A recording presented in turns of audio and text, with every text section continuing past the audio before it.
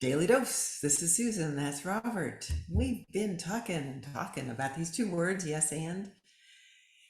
And you asked me an interesting question about how this could impact the healthcare, and my answer was, I'm not ready to go there yet. We need humanity. We need individual human people, individuals, to get the difference between yes and yes but or no but. Even yes but is very elusive and very tricky.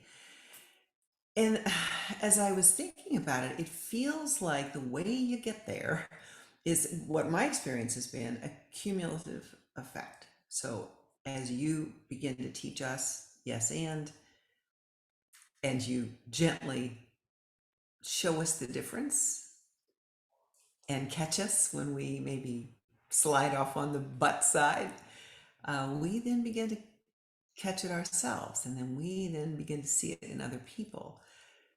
So I think that's the beginning of how we're going to get there, but it's really a societal thing at very least. Let's just start with America or English speaking society, maybe. I agree. And you just summed up why the name of the program is Yes and Exercise, right? We're putting it forward. I mean, really, we know at our hearts it's really Yes and Play. It's just not. It's a kind of a weird title. Yes and Exercise carries It would enough. be, yeah. Yeah, it's a little weird.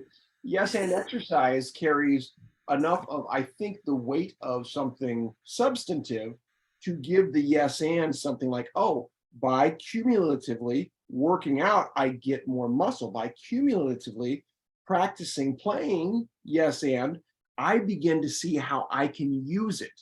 I become skilled in the art of yes and, which includes identifying yes but. No is a lot easier to see. Yes, but is tricky. You're right. It also gives us a chance to learn more definitions of the word play. Mm. Play might seem childlike or irresponsible behavior or wasted time or something like that, when in fact it's very freeing in terms of our own development. Understanding play in its kind of, I think this is where you are both such big fans of animals, how animals use play to be survive.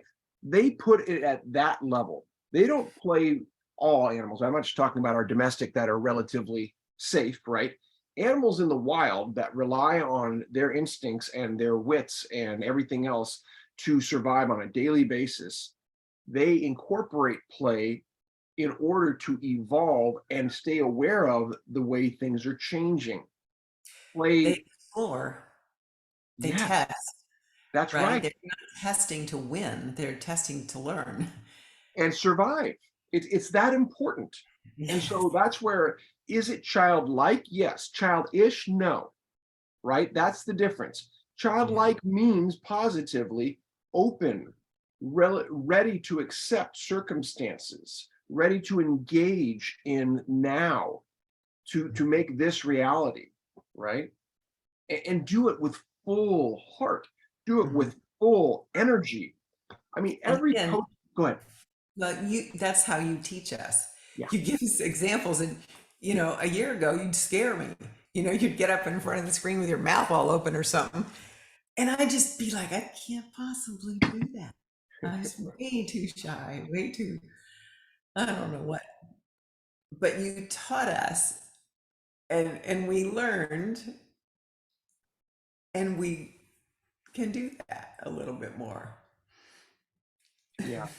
And an example of that came in our jam today with one of our new players, Venetia, when she gave that summary explanation of what improv felt like when she saw her sister do it performatively and what it feels like now to be playing in our space. I went, I'm just going to cut that piece right there. That Yeah.